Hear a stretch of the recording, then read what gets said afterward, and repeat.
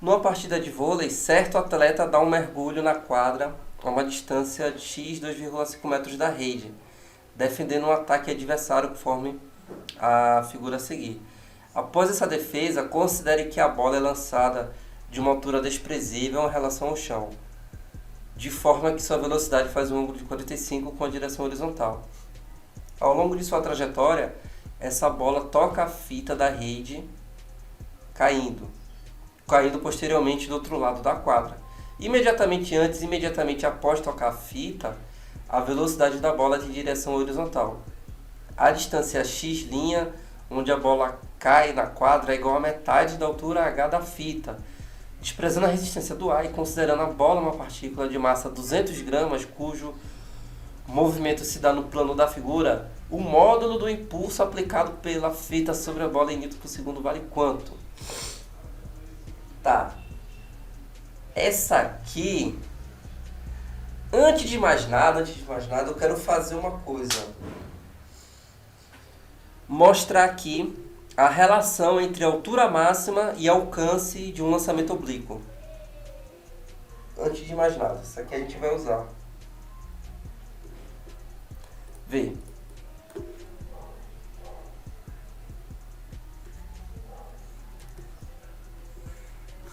Então, considerar aqui um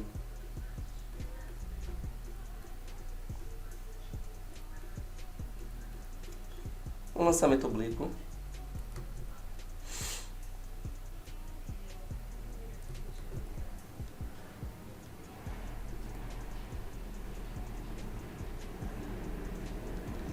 Lembra aí que o alcance é máximo quando o ângulo é 45. Tá, isso aí eu acho que a maioria já deve saber.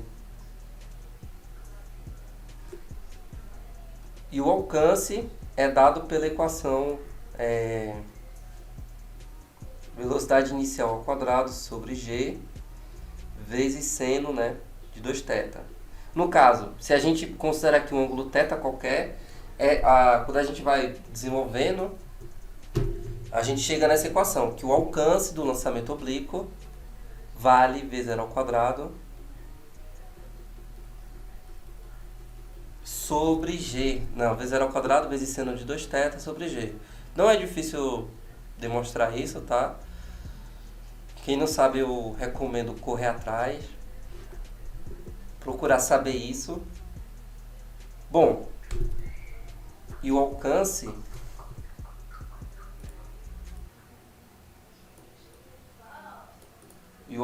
que é esse valor, então vê que o alcance ele depende da velocidade inicial de lançamento e do ângulo de lançamento.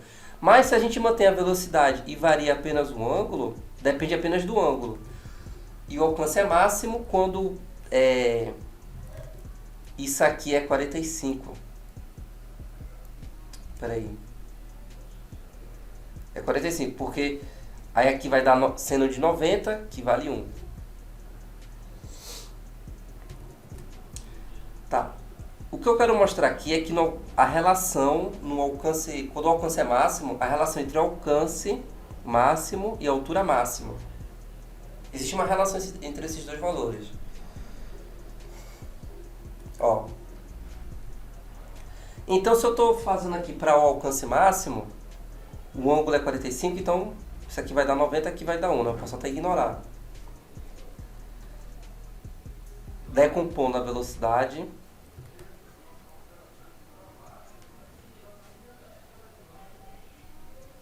aqui vai ser vezes 0 seno de θ. Vou chamar apenas de VY por enquanto. Bom, usando o Torricelli para saber essa altura H, vai ficar o movimento vertical, né, como eu estou falando aqui, ele é independente do movimento horizontal, então vamos só olhar o movimento vertical. No ponto de altura máxima, que vai ocorrer a inversão de movimento vertical, a velocidade é 0, então a velocidade final é 0 ao quadrado, velocidade final inicial vy ao quadrado, menos 2g vezes a altura máxima h.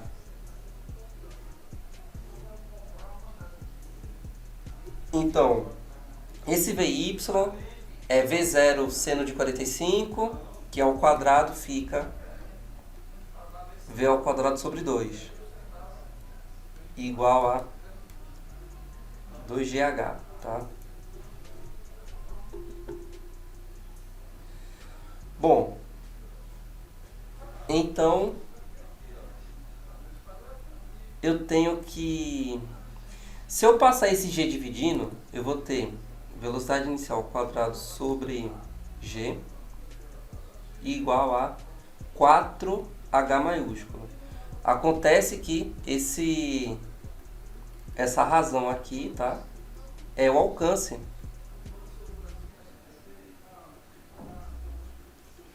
Portanto,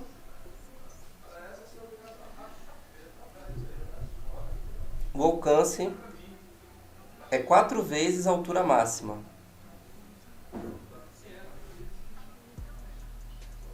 Também é uma relação que vale a pena guardar na memória. Mas, lembrando, isso só funciona para o alcance máximo, tá? Isso aqui só funciona para o alcance máximo.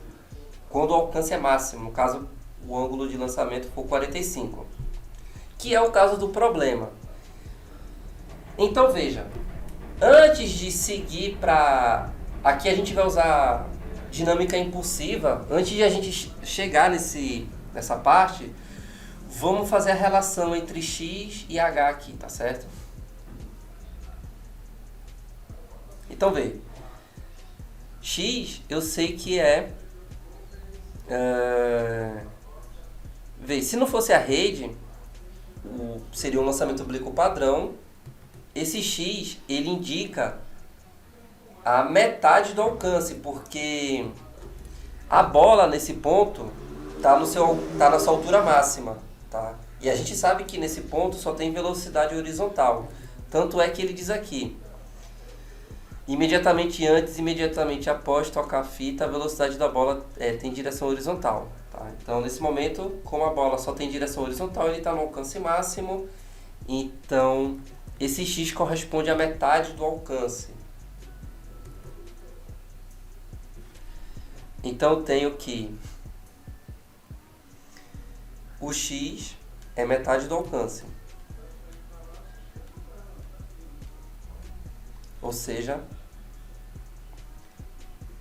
se eu dividir aqui por 2, fica 2h. Então, x é 2h. Beleza?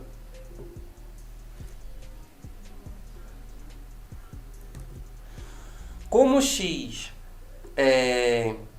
vale 2,5 metros, bom, esse aqui vale 2,5, né? 2,5 metros.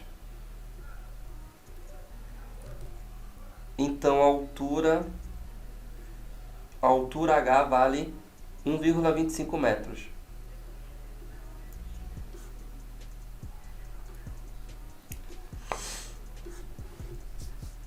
Com isso, eu tenho o tempo de subida e o tempo de descida. Bom, que vai ser igual para os dois, tá? O tempo de subida, tanto na ida quanto na volta, o tempo de subida é igual ao tempo de descida. Isso se mantém, tá? Isso se mantém. E qual vai ser esse tempo? Bom, o tempo de subida, né, que é igual ao tempo de descida, é raiz de 2h sobre g, que vai ficar 2h é 2,5 sobre 10.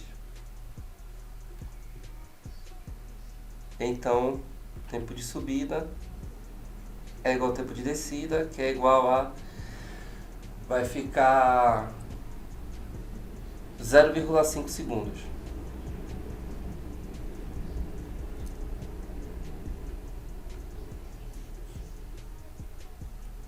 Bom, também vamos guardar essa informação.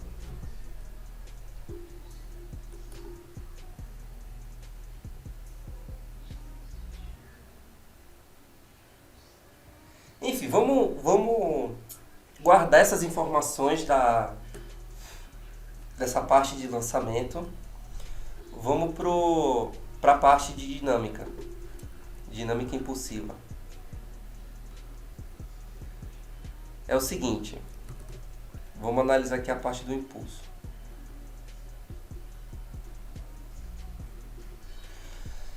Como ele bem falou,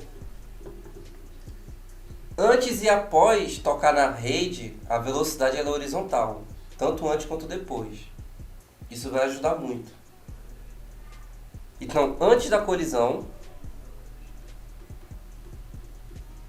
lembra aí que o impulso, o vetor impulso, tá? Ele é igual à variação da quantidade de movimento ou do momento linear. E isso é uma grandeza vetorial. Muita gente se esquece que tanto quantidade de movimento quanto impulso são grandezas vetoriais, tá? Isso faz toda a diferença. Então vamos lá. Então antes a bola vai ter um vetor momento linear, que eu vou chamar de P0, né, inicial, e depois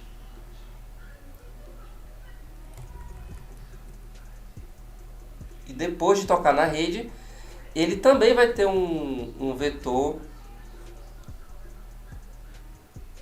vai estar associado a um vetor momento linear final, beleza?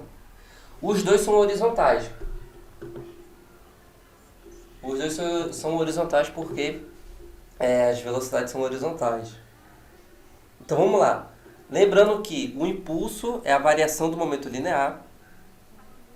Então eu vou ter que o impulso é momento linear final, o vetor, né, menos o vetor inicial.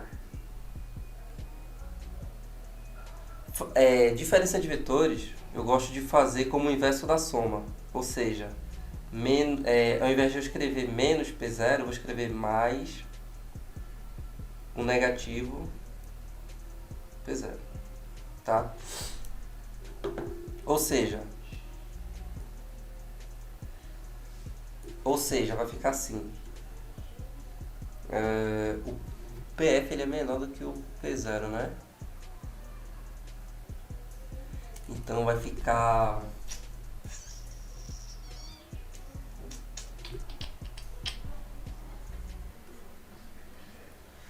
Esse é o vetor final. E o vetor inicial seria assim, para cá. Mas como eu vou somar com negativo, eu vou inverter.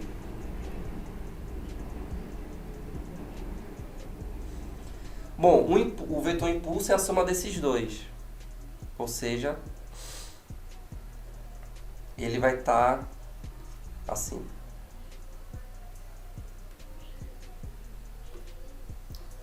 Ou seja, pela figura aí a gente pode ver que o módulo do vetor impulso ele é igual a... O módulo do vetor impulso ele vai ser o módulo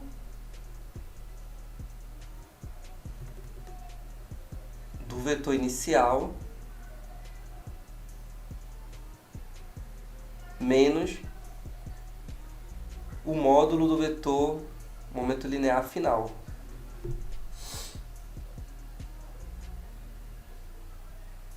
Não, peraí. O impulso vai ser... o inicial menos o final, né? Tá certo. Bom, o módulo do vetor quantidade de movimento inicial é m. Veja, esse é o vetor antes de bater na rede, ou seja, quando ele está bem aqui em cima, tá? Quando ele está bem ali em cima. Então é m vezes a componente horizontal da velocidade. Vou chamar de Vx. E após a colisão vai ser... Vou chamar de m Vx'. Tá, a massa a gente já tem. falta a gente descobrir quem são essas velocidades, Vx e Vx'. Por isso que eu tinha feito essa parte inicial aqui do lançamento da cinemática, para ter uma relação, para ter informações que dê para encontrar esse x e esse x', tá certo? Como é que fica? Tá, eu encontrei o tempo de subida, que é o tempo de descida. Sim, por que os tempos são iguais? Porque, lembra, eu falei isso aula passada, tá? Em um lançamento horizontal, cadê? Vou até mostrar aqui a questão que eu falei isso. Tá salvo aqui, ó.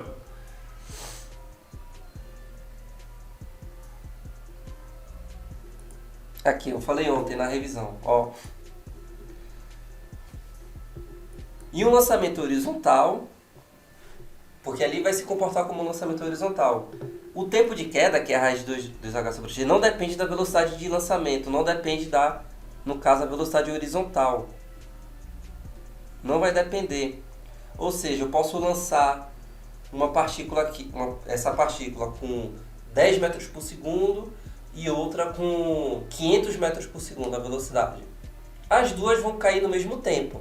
O que vai mudar é o alcance, tá? O que vai mudar é o alcance. Mas o tempo depende apenas da altura que a partícula está caindo, tá certo? Que foi lançado horizontalmente. Isso porque a componente vertical inicialmente tem valor zero. Então é uma queda livre. Por isso que o tempo de queda é o mesmo. Porque na direção vertical é uma queda livre. Tá?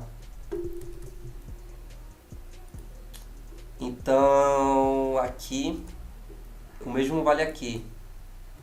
No movimento vertical nada se altera no movimento vertical. Resumindo é isso. Só alteraria se no momento da colisão o vetor momento linear tivesse assim, tivesse na diagonal. Aí alteraria a componente vertical. Mas como ele só tem componente horizontal, só vai alterar a componente horizontal, certo? Só alteraria se tivesse assim. Tá. Voltando aqui o raciocínio. Eu encontrei o tempo de subida e o tempo de descida, que são iguais, tá? Que é meio segundo. Outra coisa. Ele fala que x' é metade da altura h. A altura h vale 1,25 metros. Então eu consigo agora encontrar Vx e Vx', tá? Veja. Vx é igual a... que é a primeira velocidade horizontal antes da colisão. Aqui. Então Vx é a distância percorrida, x, sobre o intervalo de tempo. E esse intervalo de tempo é o tempo de subida, que a gente acabou de encontrar, que é o tempo de descida, que é meio segundo. Então vai ficar... o x é 2,5 dividido por meio. Ou seja, 5 metros por segundo. E Vx', que é após a colisão, é x' sobre o intervalo de tempo, que é o tempo de descida, tá? Eu vou botar aqui, ó, tempo de subida e tempo de descida. X' vale... x' é metade da altura h. Metade da altura h. No caso,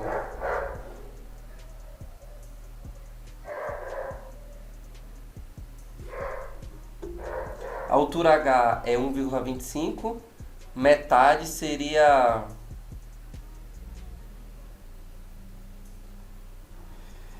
vamos fazer assim, ó.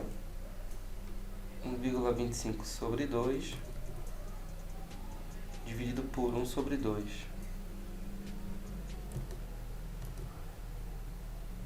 Aí fica 1,25, né? Sobre 2 vezes 2 vai cortar, fica 1,25 metros por segundo. Então, essa é a velocidade horizontal após bater na rede. E substituindo ali no impulso, a gente tem que o módulo do impulso vai ser massa, que é 200 gramas, que é 200 vezes 10 elevado a menos 3, Vx, que é 5, menos Vx', que é 1,25. Isso vai dar...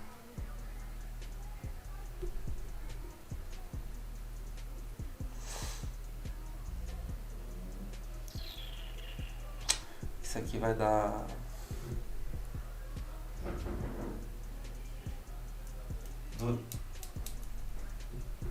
Pera aí.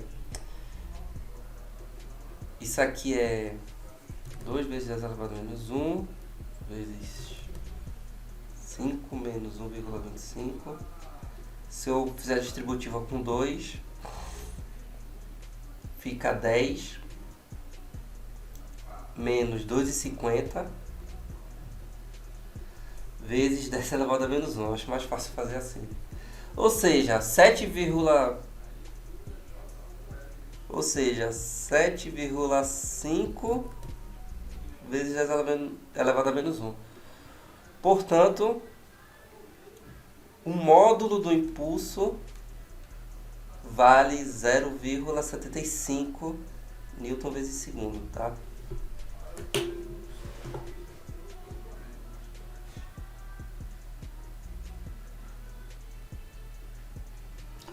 Letra B.